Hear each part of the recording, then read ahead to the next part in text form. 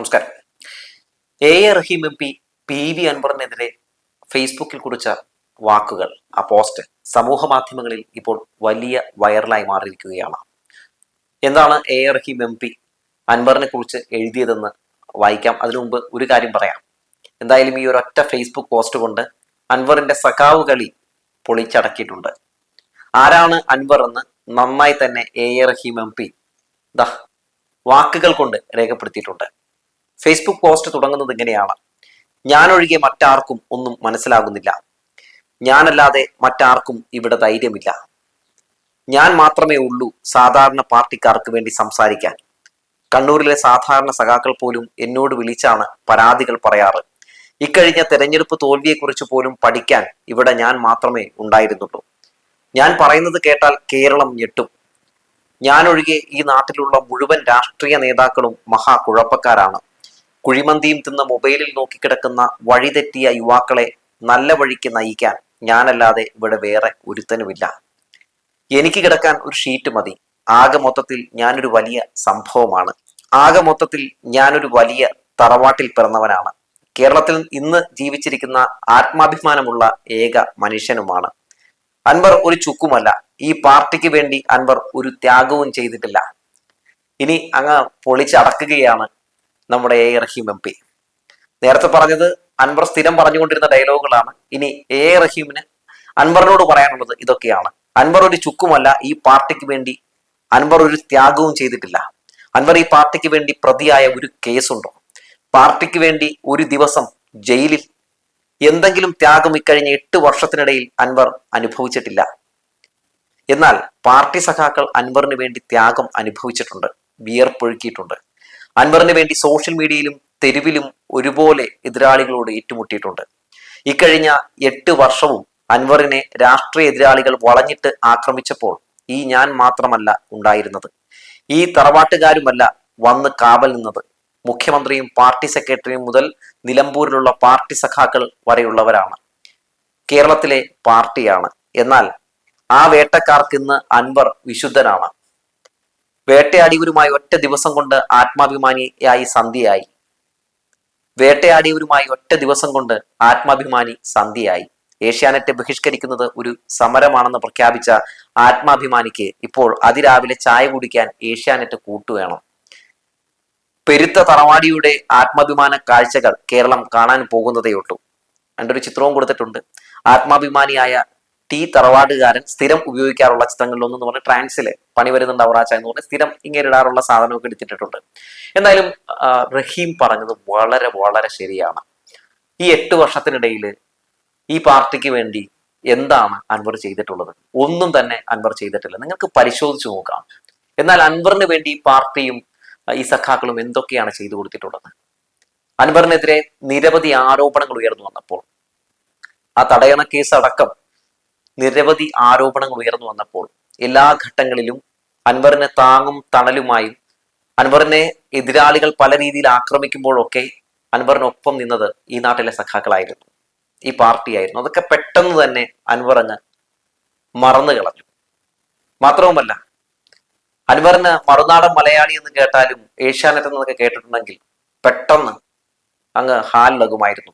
ഇന്ന് അൻവറിന് ഷാജനോടും ഏഷ്യാനെറ്റിലെ പല മാപ്രകളോടുമൊക്കെ വല്ലാത്ത ഒരു മതിപ്പാണ് എന്ന് തോന്നുന്നുണ്ട്. ഇന്നലെ വരെ കള്ളനും സ്വർണ്ണക്കടത്തുകാരനും ഒക്കെയായി PV അൻവറിനെ വിശേഷിപ്പിച്ചിരുന്ന മറുനാടനൊക്കെ ഇന്ന് നട്ടലുള്ള സൂപ്പർ ഹീറോ ആക്കി മാറ്റുകയാണ് ഈ PV അൻവറിനെ. മാത്രവുമല്ല, PV അൻവർ എന്ന് പറയുന്ന ഈ വ്യക്തി എന്താണ് ഈ പാർട്ടിക്ക് വേണ്ടി ചെയ്തത് എന്ന് വ്യക്തമായി പറഞ്ഞാൽ, അതായത് ഒരു കാലഘട്ടത്തിൽ നിലമ്പൂരിലെ കോൺഗ്രസ് ഒരു പരിഗണനയും കൊടുക്കാതെ ഒരു മൂലക്കിരുത്തിയ ഈ PV അൻവറിനെ പാർട്ടി വളർത്തി വലിയൊരു വൻമരമാക്കി, MLA ആക്കി, കരുത്തുറ്റ നേതാവാക്കി. അപ്പൊ എന്ത് സംഭാവനയാണ് ഈ PV അൻവർ കൊടുത്തതെന്നറിയോ? ഈ പാർട്ടിയെ ഇല്ലാതാക്കാൻ, ഈ സർക്കാരിനെ ഇല്ലാതാക്കാൻ നട്ടാൽ കുരുക്കാത്ത കുറെ പച്ചക്കള്ളങ്ങൾ പറഞ്ഞു. മുഖ്യമന്ത്രി പിണറായി വിജയൻ എന്റെ പിതാവിനെ പോലെയാണ്, എന്നെ ജയിപ്പിച്ചത് ആ സൂര്യനാണെന്നൊക്കെ പറഞ്ഞു കിടന്ന ഇദ്ദേഹം ഇപ്പോ സൂര്യൻ അണഞ്ഞു എന്നാണ് പറയുന്നത്. എങ്ങനെ അണഞ്ഞു? ഇദ്ദേഹത്തിന്റെ ചില കാര്യങ്ങൾക്ക്, ഇഷ്ടങ്ങൾക്ക്, ചേഷ്ടകൾക്കൊന്നും കൂടെ നിന്നില്ല. അതാണ് കാരണം. ഇദ്ദേഹം ചെസ്റ്റ് നമ്പർ ഇട്ടാൽ ഉടൻ തന്നെ ആ വിഷയവുമായി ബന്ധപ്പെട്ട് ഇദ്ദേഹം പറയുന്ന പോലെ പ്രവർത്തിക്കണം. മുഖ്യമന്ത്രിയും ആഭ്യന്തര വകുപ്പ് മന്ത്രിയും ഒക്കെ ഈ അൻവർ തന്നെയാണ്. ആ കളി എന്തായാലും ഇവിടെ നടക്കില്ലല്ലോ. ഇവിടെ ഒരു സർക്കാരുണ്ട്, ഇവിടെ ഒരു ആഭ്യന്തര വകുപ്പുണ്ട്. എന്നാൽ അൻവർ അങ്ങനെയല്ല. അൻവറിന്റെ മൊത്തത്തിലുള്ള ഒരു പ്രവർത്തനങ്ങൾ, അൻവറിന്റെ മൊത്തത്തിലുള്ള പല പ്രതികരണങ്ങൾ, അതൊക്കെ തീർത്തും നമുക്ക് അംഗീകരിച്ചു കൊടുക്കാൻ കഴിയാത്തതാണ്. അൻവർ ഇതുവരെ നിരവധി ആരോപണങ്ങൾ ഉയർത്തുന്ന സാഹചര്യങ്ങളൊക്കെ നമ്മൾ കണ്ടു. ആ ആരോപണങ്ങളൊക്കെ ഉയർത്തിയ സാഹചര്യത്തിൽ പാർട്ടിക്കും സർക്കാരിനും എന്ത് ഗുണമാണ് ഉണ്ടായത്? അൻവറിന്റെ സംഭാവന എന്തായിരുന്നു എന്നറിയോ? അതായത് പച്ചക്കള്ളങ്ങളും നുണകളും പറഞ്ഞ് ഈ പാർട്ടിയെ തകർക്കാൻ, സർക്കാരിനെ തകർക്കാൻ കോലീബി സഖ്യത്തിന്റെ കോടാലിയായി മാറി. പാല് കൊടുത്ത കൈക്ക് തന്നെ കൊത്തി എന്ന് വേണമെങ്കിൽ പറയാം. എന്നിട്ട് പറയുകയാണ്, ഞാൻ സഖാവാണ്, ഞാൻ വലിയ ഒരു കമ്മ്യൂണിസ്റ്റുകാരനാണ് എന്നൊക്കെ പറഞ്ഞ് തെറ്റിദ്ധരിപ്പിക്കുകയാണ്. ഭ്രാന്തുള്ള ഒരാൾ തനിക്ക് ഭ്രാന്തില്ല എന്ന് പറയുന്നത് പോലെയാണ് അൻവറിന്റെ പല പ്രസ്താവനകളും കാണുമ്പോൾ നമുക്ക് തോന്നിപ്പോകുന്നത്. മാധ്യമങ്ങളുടെ മുമ്പിൽ നിന്ന് ഇടതുപക്ഷ ജനാധിപത്യ മുന്നണി സർക്കാരിനെതിരെ PV അൻവർ നടത്തിക്കൊണ്ടിരിക്കുന്ന ഈ പല ഗീർവാണങ്ങളും അത് ഈ സർക്കാരിനെ തകർക്കാനും പാർട്ടിയെ ലക്ഷ്യമിട്ടുകൊണ്ടുള്ളതാണെന്നുള്ള കാര്യം ആർക്കാണ് അറിയാത്തത്? സഖാക്കളൊക്കെ എൻ്റെ ഒപ്പമാണ് എന്നാണ് പറയുന്നത്. കഴിഞ്ഞ ദിവസം എന്താണ് നിലമ്പൂരിൽ കണ്ടത്? മലപ്പുറത്ത് എന്താണ് കണ്ടത്? അവിടെയുള്ള സഖാക്കൾ യൂദാസ് എന്നാണ് അൻവറിനെ വിശേഷിപ്പിച്ചത്. അൻവർ പാർട്ടിയെ ചതിച്ചു, ചെങ്കൊടി തൊട്ട് കളിക്കണ്ട എന്നാണ് അൻവറിനോട് പറഞ്ഞത്. അൻവറിന്റെ ഉഡായിപ്പുകൾ മനസ്സിലാക്കിയപ്പോൾ സഖാക്കൾ ഇന്നലെ നടത്തിയ പ്രതിഷേധത്തിൽ എത്ര അധികം ആളുകളാണ് വന്നു ചേർന്നത്. പെട്ടെന്ന് പ്രഖ്യാപിച്ച ആ ഒരു പ്രതിഷേധത്തിൽ 500-ലധികം ആളുകളാണ് വന്ന് പങ്കെടുത്തത്. അവസാനം അൻവർ തീപ്പന്തമാകുമെന്നാണല്ലോ പറഞ്ഞിരുന്നത്. എന്തായാലും സഖാക്കൾ എല്ലാവരും കൂടി കോലം കത്തിച്ചിട്ടുണ്ട്. അത് പറഞ്ഞത് കറക്റ്റാണ്. തീപ്പന്തമായി മാറുന്ന കാഴ്ചയാണ് നമ്മൾ കണ്ടത്. മാത്രവുമല്ല, ഈ PV അൻവർ നിരവധി ആരോപണങ്ങൾ ഉയർത്തിയിട്ടു. അതായത് സർക്കാരിന് RSS ബന്ധമുണ്ട്, മുഖ്യമന്ത്രിക്ക് RSS ബന്ധമുണ്ട് എന്നൊക്കെ വരുത്തി തീർക്കാനാണല്ലോ ഇദ്ദേഹം ശ്രമം നടത്തിക്കൊണ്ടിരിക്കുന്നത്. അപ്പൊ ഇതുമായി ബന്ധപ്പെട്ട് റിപ്പോർട്ടർ ചാനലിലെ ഉണ്ണി എന്ത് തെളിവിന്റെ അടിസ്ഥാനത്തിലാണ് ഇങ്ങനെയുള്ള ആരോപണങ്ങൾ ഉന്നയിക്കുന്നതെന്ന് ചോദിച്ചപ്പോൾ ഈ വിദ്വാൻ പറയുകയാണ്, എൻ്റെ തെളിവൊന്നുമില്ല എന്ന്. ഇതിൽ നിന്നൊരു കാര്യം വ്യക്തമല്ലേ? തെളിവില്ലെങ്കിൽ പിന്നെ എന്തിനാണ് ഒരു ഭരണകക്ഷി MLA ആയിരുന്ന സമയത്ത് ഇദ്ദേഹം സർക്കാരിനെതിരെ, മുഖ്യമന്ത്രിക്കെതിരെ, പൊളിറ്റിക്കൽ സെക്രട്ടറിക്കെതിരെ, ADGP അതായത് ക്രമസമാധാന ചുമതലയുള്ള ADGPക്കെതിരെ, അങ്ങനെ മുഹമ്മദ് റിയാസിനെതിരെ, MV ഗോവിന്ദൻ മാഷിനെതിരെ ഇത്തരം അനാവശ്യമായിട്ടുള്ള ആരോപണങ്ങൾ ഉയർത്തിയത്? അപ്പോൾ അതിന് പിന്നിൽ ഒരു ലക്ഷ്യമുണ്ട്. എന്താണ് ആ ലക്ഷ്യം? അതായത് അദ്ദേഹത്തിന് മന്ത്രിയാകണമെന്നൊരു വലിയ മോഹം ഉണ്ടായിരുന്നു, നടന്നില്ല. പല രീതിയിലൊക്കെ ശ്രമങ്ങൾ നടത്തി നോക്കി, മുഖ്യമന്ത്രിയുടെ റൈറ്റ് ഹാൻഡ് ആവാൻ വേണ്ടി ശ്രമങ്ങൾ നടത്തി. പക്ഷേ സർക്കാരിനും പാർട്ടിക്ക് നന്നായി അറിയാമല്ലോ അൻവർ ആരാണെന്ന്. പല ഘട്ടങ്ങളിലും പാർട്ടിയെ പല രീതിയിൽ പ്രതിരോധത്തിലാക്കിയിട്ടുള്ള ഒരു വ്യക്തിയാണ് അൻവർ എന്ന കാര്യത്തിൽ ഒരു സംശയവുമില്ല. പലപ്പോഴും തലവേദനയായിരുന്നു. ഈ തലവേദനയെ ചുമന്നുകൊണ്ട് പാർട്ടിയും സർക്കാരും മുന്നോട്ട് പോകുമ്പോഴും പലർക്കും അൻവറിന്റെ വിഷയവുമായി ബന്ധപ്പെട്ട് എതിർപ്പുണ്ടായിരുന്നു. അതൊരു വാസ്തവമാണ്. എന്നിട്ടും പിന്നെ ചുമക്കണ്ടേ എന്ന് വിചാരിച്ച ഈ വീഴ്പ്പ് മൊത്തത്തിൽ ചുമക്കുകയായിരുന്നു. എന്നിട്ട് അൻവർ ഇത്തരത്തിലുള്ള ശ്രമങ്ങൾ, ഒരു മന്ത്രിയാകാനുള്ള ശ്രമം നടന്നില്ല.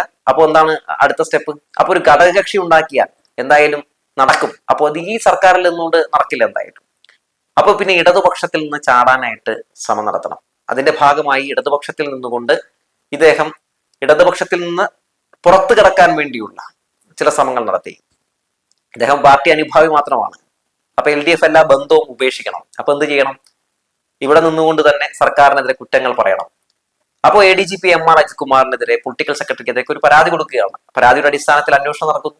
റിപ്പോർട്ട് വരുന്നില്ല. അതിനു മുമ്പ് ഇദ്ദേഹം വീണ്ടും പരസ്യ പ്രസ്താവനകൾ നടത്തിക്കൊണ്ട് സർക്കാരിനെതിരെ, പാർട്ടിക്കെതിരെ ചെളിവാരി എറിയുന്നു. അപ്പൊ സ്വാഭാവികമായിട്ടും പരസ്യ പ്രസ്താവന നടത്തരുതെന്ന് പറഞ്ഞൊരു കത്ത് വരുന്നു, പ്രസ്താവന വരുന്നു. ആ പ്രസ്താവന വന്ന ശേഷം ഇദ്ദേഹം പ്രതികരണങ്ങൾ നടത്തുന്നു. അപ്പൊ പിന്നെ ഇദ്ദേഹത്തെ എന്തായാലും പുറത്താക്കുമല്ലോ. അങ്ങനെ ഇദ്ദേഹമായിട്ടുള്ള എല്ലാ ബന്ധവും ഉപേക്ഷിക്കുന്നു.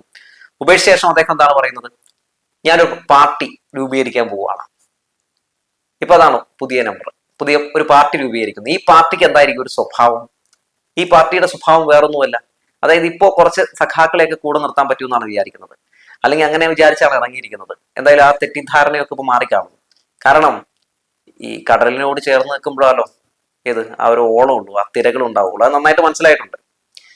അപ്പോ ഇപ്പൊ സത്യം പറഞ്ഞ സഖാക്കൾ ആരുമില്ല, പാർട്ടിയും കൂടെ ഇല്ല. ഇപ്പൊ കുറെ കോലീബി സഖ്യം മാത്രമാണ് അൻവറിന്റെ കൂടെ ഉള്ളത്. അപ്പൊ അവരുമായിട്ട് ഇത്തരത്തിലൊരു പാർട്ടി രൂപീകരിച്ച് സർക്കാരിനെതിരെയും പാർട്ടിക്കെതിരെയും ഒക്കെ ആഞ്ഞടിക്കാനാണ് അൻവറിന്റെ പുതിയ തന്ത്രം. ഏതെങ്കിലുമൊക്കെ കാലത്ത് UDF അധികാരത്തിൽ വരികയാണെങ്കിൽ ഘടകകക്ഷി എന്ന നിലയിൽ കയറിപ്പറ്റി ഒരു മന്ത്രിസ്ഥാനമൊക്കെ ഒപ്പിച്ചെടുക്കാൻ കഴിയുമെന്നൊക്കെയാണ് അൻവർ വിചാരിച്ചിരിക്കുന്നത്. അതിമോഹമാണ് അതൊക്കെ. അല്ലെങ്കിൽ തന്നെ UDF ഒക്കെ അധികാരത്തിൽ വന്നാൽ മുഖ്യമന്ത്രിയാകാൻ വേണ്ടിയുള്ള കടിപിടിയാണ്. ജയിക്കുന്ന എല്ലാവർക്കും മുഖ്യമന്ത്രിയാകണം. അങ്ങനെ ഒരു പാർട്ടിയിലേക്ക് പോകാനുള്ള നീക്കമൊക്കെയാണ് അൻവർ ഇപ്പോൾ നടത്തിക്കൊണ്ടിരിക്കുന്നത്. എന്തോ ആവട്ടെ, അൻവർ എന്തായാലും ഇപ്പോ പ്രതിപക്ഷത്തെ സംബന്ധിച്ച് വിശുദ്ധനാണ് കേട്ടോ. അൻവർ പറയുന്നതെല്ലാം ഇപ്പൊ സത്യമാണ്. പ്രതിപക്ഷത്തെ സംബന്ധിച്ച് ആരൊക്കെയാണ് സംരക്ഷിക്കുന്നത്? സുധാകരൻ, യൂത്ത് കോൺഗ്രസ്, മുരളീധരൻ, അതായത് ഇന്നലെ വരെ അൻവറിനെ വലിച്ചു കയറിയിരുന്ന എല്ലാ ആളുകളും ഇപ്പോ ഇരുകൈ നീട്ടി സ്വീകരിക്കുകയാണ്. വാതിൽ തുറന്നിട്ടിരിക്കുകയാണെന്നാണ് പറയുന്നത്, അൻവറിനോട് പറയുന്നത്. അങ്ങനെ വരുമ്പോ എനിക്ക് ഒരു സംശയം, അൻവർ പറയുന്നത് എന്തും ശരിയാണെങ്കിൽ സതീശനെതിരേക്ക് അൻവർ എത്ര ആരോപണങ്ങളാണ് ഉയർത്തിയിരിക്കുന്നത്? 150 കോടി രൂപ ഏത് IT കമ്പനിയുടെ കയ്യിൽ നിന്ന് മേടിച്ചു കേരളയിൽ അട്ടിമറിക്കാൻ എന്നൊരു വലിയ ഗുരുതരമായിട്ടുള്ള ആരോപണം ഉന്നയിച്ചില്ലേ? പുനർജനി കേസുമായി ബന്ധപ്പെട്ട് ചില ആരോപണങ്ങൾ ഉന്നയിച്ചില്ലേ? ഒരു സംഘികളുടെ യൂട്യൂബ് ചാനലിൽ ഇദ്ദേഹത്തിന് ചില ഷെയർ ഉണ്ടെന്ന് പറഞ്ഞ ആരോപണങ്ങൾ ഉന്നയിച്ചില്ലേ? അങ്ങനെ വരുമ്പോൾ ഇതൊക്കെ ശരിയാണെന്ന് നിങ്ങൾ അംഗീകരിക്കുകയല്ലേ എന്ന ചോദ്യം കൂടി ഉയർത്തുകയാണ്. എന്തോ ആകട്ടെ, പാർട്ടിയെ തകർക്കാൻ വേണ്ടി ഇറങ്ങിത്തിരിച്ച ഈ അൻവറിനെ, ഈ യൂദാസിനെ എന്തായാലും പാർട്ടി കൈവിട്ടു. എന്തായാലും അൻവർ ഉയർത്തിയ ആരോപണങ്ങളുമായി ബന്ധപ്പെട്ട അന്വേഷണം നടക്കുമെന്ന് മാത്രമല്ല, ഈ ഉയർത്തിയിരിക്കുന്ന ആരോപണത്തിൽ തെളിവ് ശേഖരിക്കാൻ ചെല്ലുമ്പോൾ ഇതുമായി ബന്ധപ്പെട്ട് തെളിവില്ലെങ്കിൽ അൻവർ കുടുങ്ങുകയും ചെയ്യും. സ്വർണ്ണക്കടത്തുകാരുടെ നാവായി അൻവർ മാറുന്ന കാഴ്ചയാണ് കണ്ടുകൊണ്ടിരിക്കുന്നത്. സ്വർണ്ണക്കള്ളക്കടത്ത് കേസുമായി ബന്ധപ്പെട്ട് പിടികൂടിയ ആളുകളുടെ ശബ്ദമായി അവർക്ക് വേണ്ടി വാദിക്കുന്ന അൻവർ ആരാണ് ഈ സ്വർണം കൊടുത്തുവിടുന്നതെന്നും ആരാണ് ഇതിന്റെ പ്രധാനി എന്നൊന്നും ചോദിക്കുന്നേയില്ല. ഏതെങ്കിലും ഒരു മോഷ്ടാവ് വെളിപ്പെടുത്തുന്ന, അല്ലെങ്കിൽ ഏതെങ്കിലും ഒരു കള്ളക്കെടുത്തുകാരൻ വെളിപ്പെടുത്തുന്ന എല്ലാം വിശ്വസിച്ച് അദ്ദേഹം പോലീസിനെതിരെ സംസാരിക്കുകയാണ്. ഇപ്പൊ നമുക്കറിയാം, തൃശ്ശൂരിൽ ATM കവർന്ന കുറെ ആളുകൾ പിടികൂടിയിട്ടുണ്ട്. ഇനിയിപ്പൊ അവർക്ക് വേണ്ടി ശബ്ദിച്ച് അൻവർ രംഗത്തേക്ക് വരൂ എന്ന് ദൈവത്തിനറിയാം. എന്തോ ആവട്ടെ, കള്ളന്മാരുടെ നാവായി മാറുന്ന അൻവറിനെ എന്തായാലും ഈ പാർട്ടിക്ക് വേണ്ട എന്ന് തന്നെയാണ് പാർട്ടി ഇപ്പോൾ എടുത്തിരിക്കുന്ന നിലപാട്.